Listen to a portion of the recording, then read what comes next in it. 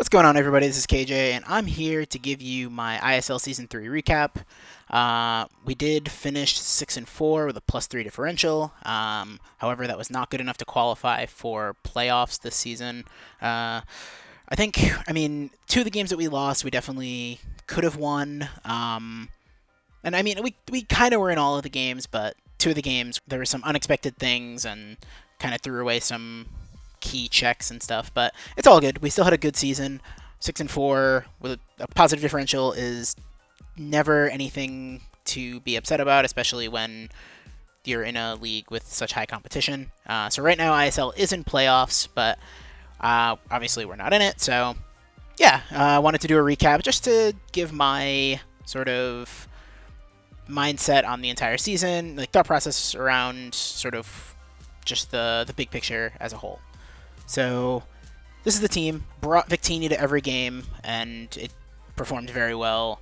The sort of offensive core of Victini, Mega Gallade, Coco was definitely a very good one. And yeah, you can kind of see that we kind of underperformed with Coco. It didn't necessarily put in crazy work that one would expect, but honestly, it was so threatening, and it was there to pressure other team builds so much that really enjoyed having it and would definitely draft it again. One other thing I do want to note is that there was one Mon that we dropped. We actually dropped Torkoal, or we dropped Escavalier for Torkoal, and I think in some later matchups it would have been better to have Escavalier because not having a Steel type was kind of rough. But at the same time, I think Escavalier really underperformed in my opinion, and it was hard to build with it. I didn't find it to be super easy to build with and super easy to bring it to teams. I think we brought it to like 1 or 2 games before dropping it. So anyway, time to get into sort of the rest. So we started off really hot. First 2 games had a +6 differential, and the week 1 game was against iLaser Guy, and Victini was kind of the MVP there because it made a very important read on the Excadrill, and even though Victini only picked up 1 kill there, it still just kind of shifted all of the momentum as soon as it got rid of Excadrill. The second game was against First Netto Count, and that game was Druddigon was really huge. It was able to glare the Greninja, which was big. It was able to set rocks, and it was able to get good chip on the Mega Medicham that he had, which was a huge threat. And I think it actually finished as the kill leader. So that was definitely something to highlight. The third and fourth games are actually the games that I mentioned that we kind of like threw away. It was the first game, or the third week 3 game was against Lemon, and I honestly just brain farted and forgot that Gyarados gets Power Whip. So Vaporeon was sitting in on Gyarados, and he was Dragon Dancing and missed a Toxic, but that was besides the point. I think the biggest thing was when he Dragon Danced the first time, I should have immediately switched into Scarf Victini and threatened it out with either a Final Gambit or an electric move. I had Bolt Strike at that time. So yeah, I definitely misplayed that, but big ups to Lemon. That was a good game. He did everything he needed to do to win. And then the game against Pokecraft in week 4, he had Scarf Garchomp, and I played well with Victini around Mega Mawile, and that was, after talking later on, that was actually his win con, and I just kind of full tilted when the Superior Leaf Storm that would have killed his Volcanion missed, and then I went into... I miscalced and thought that he would have been slower than Gliscor with his specific spread, even though he brought Volcanion in on Gliscor originally, and that's when I had pivoted out. But yeah, I think I should have brought in Coco and pressured there, and honestly, that would have meant Coco would have more kills. And yeah, at that point, then Gligar would have been there to wall the Volcanion. But it happens. Lost that game 4-0, and that was sort of the reasoning behind it. Week 5 was against the JCK, and in that game, the combination of a big read on him switching in Charizard when I had Mega Gallade out, and then Vaporeon being able to take on both Salamence and the Mega Diancie, albeit Mega Diancie did get crit, but still, Vaporeon was able to really do work in that game. And actually, that's a game that we threw away some differential because Vaporeon shouldn't have died. I could have just switched in the Dredagon, the AV Dredagon that I had on his Scizor that was Scarved, and we would have never lost Vaporeon. But again, it's no big deal. That 1 point of differential didn't actually matter in the long run. So the next set of games, the Week 6 game was against Lambo, and Lambo is and has been one of the most consistent players and one of the best players in ISL since he joined late into Season 2. And he's also the reigning champion and is in playoffs, so we'll see what happens with his run. But his defensive core of Mandibuzz and Suicune was incredibly hard for me to break, and you're probably thinking, oh, like you have Tapu Koko, how could you not break Mandibuzz? And it was just, he got an early Toxic on Koko, and it was really hard for me to break the Mandibuzz. And between that and Suicune being able to like set up subs and Toxic and everything, and honestly, my pivot in that game for the most part was Vaporeon, and I think I wasn't able to really break through that. And then the fact that he had the threat of Zam and Mega Zam and Lele, as well as Alolan Marowak, really just made it impossible to break. And I think there were definitely a few turns where I overpredicted with Victini and clicked Shadow Ball, thinking that he would potentially switch in the Alolan Marowak. And I should have just clicked Bolt Strike or V-Create because those would have done big damage to the Mandibuzz. But hindsight, it's 2020. It's okay. We're still in a situation where it was 3-3 at that point, like a -1 or -2 differential or something like that. So just needed to come up with some wins. And so Week 7, we played good friend and co-admin Zankyu. So this game was really crazy because he had the famous Serene Grace core with Jirachi and Togekiss, as well as Megalopony. So his team was incredibly scary. We did end up getting a win. Victini came in super clutch in that game, and it came down to a play and Victini living a Shadow Ball from the Frostlass, and then being able to Oko in return with V-Create. Had he been sashed, we would have lost that game. He also allowed us to get Gliscor into Victini V-Create range by allowing us to get a Nature's Madness off on the Gliscor with Tapu Koko. So Koko came in pretty clutch there. The next match was against the Raging Rookie, formerly known as Terrible Totodile, and we definitely were lucky there.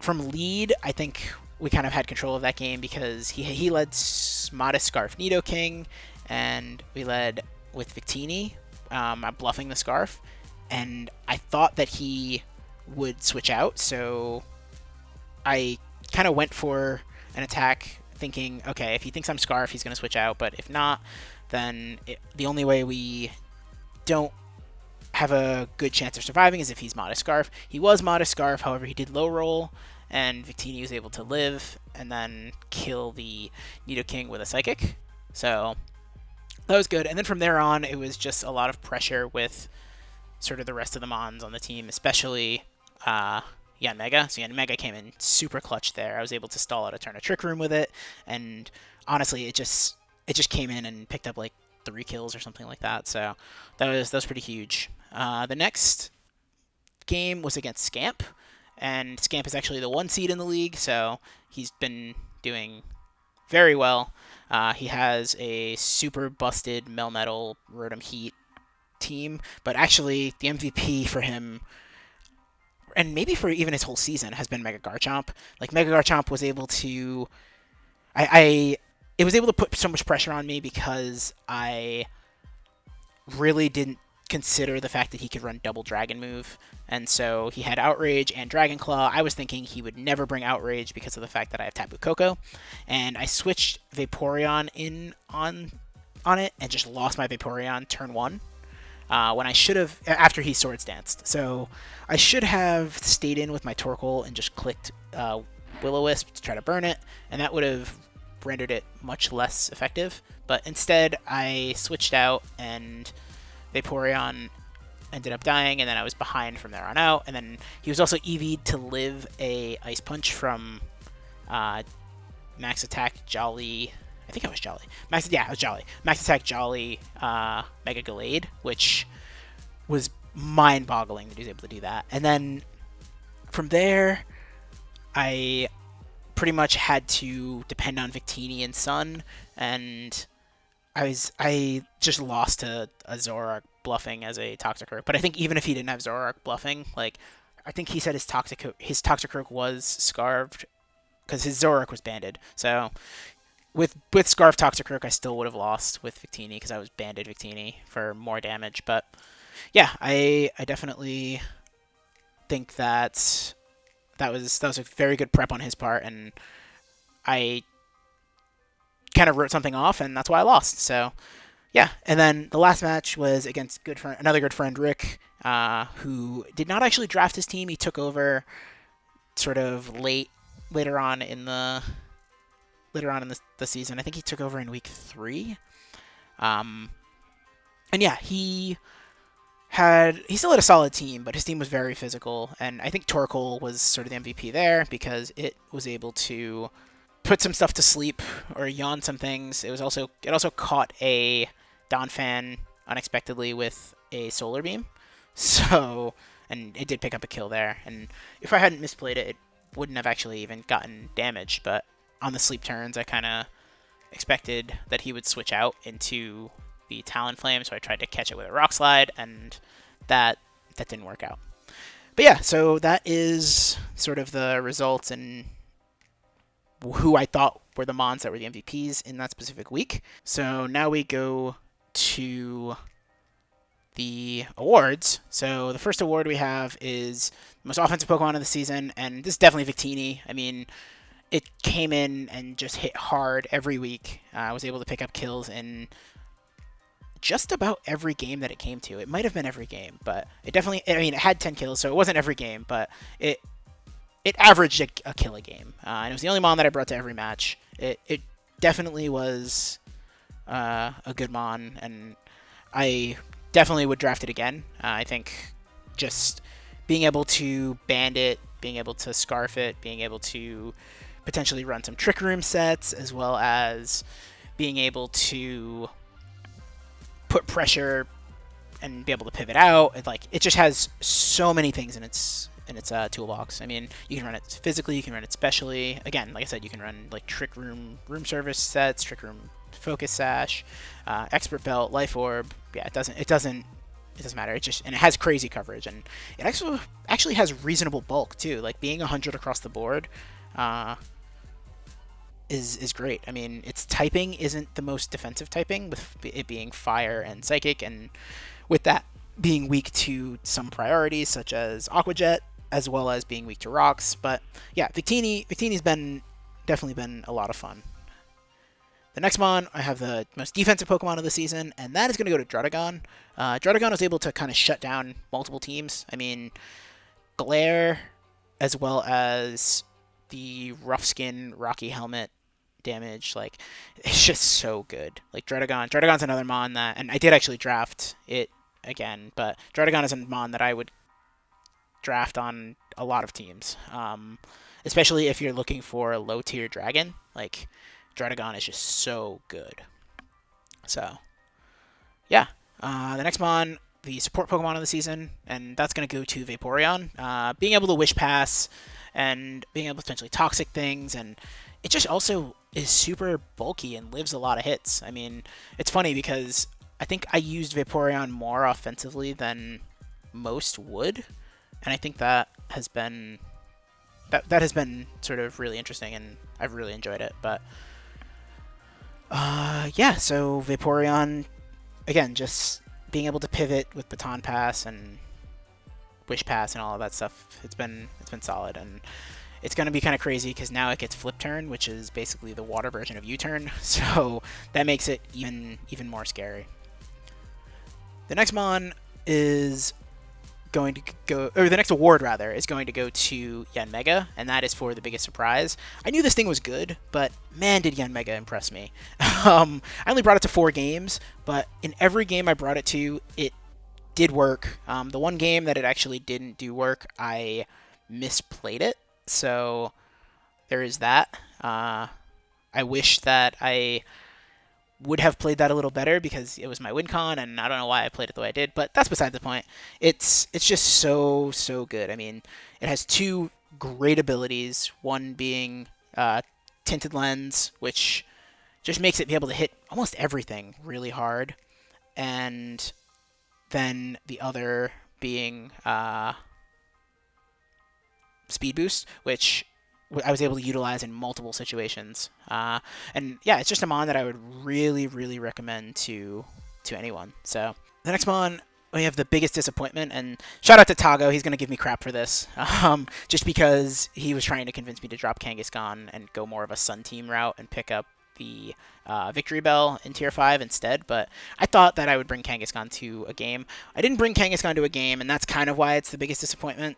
It is a very good Wish Passer, and it's a Gen 1 normal type, so anyone that's played Gen 1 / sort of knows Pokemon knows that normal types in Gen 1 got pretty much all coverage, and so Kangaskhan has a lot of good coverage, and I think I still think it's a very good mon, and I still think it's good value in Tier 5. I just didn't have a ton of value for it, especially when I was sort of like, I didn't value it much because I had Vaporeon, and Vaporeon really just made Wish Passing super easy, and it made it so that I didn't really need to bring Kangaskhan as a Wish Passer. And then offensively, Kangaskhan gets a lot of the same coverage as Mega Gallade, and so Mega Gallade kind of just fit the offensive pressure, like offensively pressured things a lot more, because it has such a high attack stat and can't be intimidated. Although, depending on the set, Kangaskhan also can't be intimidated. But yeah, I think even though it was sort of the biggest disappointment, I don't think I would draft it, or I do think I would draft it again. So can't really complain too much about Kangaskhan, but yeah. So, as probably everyone was expecting, the MVP of the season was definitely Victini. It made building so easy, and every time I looked at a matchup, I would just say, okay, Victini wins. Like, Victini does so well against this team. I mean, Final Gambit sets, like, there's not a ton of switch-ins to V-Create, even when you resist it, like, it still does a lot of damage because it's a base 180 move coming from a mon with 100 attack. Like, Victini is just so good, and the fact that it can be run physically and specially is just super incredible. So I would definitely draft Victini again. Spoiler, I actually do have another video coming up where I did draft Victini again, but you'll see that later on, sometime down the line. But yeah, I think Victini is just so good. And one of the other things I really love about Victini, which isn't something I even thought about too much, is its ability, Victory Star, makes sure that I'm not really missing moves, because even though it has moves that are base 90 accuracy, having that extra boost to make them 99% accurate is just great. Like, or to make them over 100% accurate if they're base 95 moves. Like, anyone that's watched my content knows I absolutely hate the moves that aren't 100% accurate, because I feel like moves that aren't 100% accurate for me probably hit 70% of the time. And this is where Mr. Polo would come in and say something along the lines of, me and my homies hate Stone Edge. Me and my homies only run Rock Tomb. So, yeah, I mean, again, shout out Polo, by the way.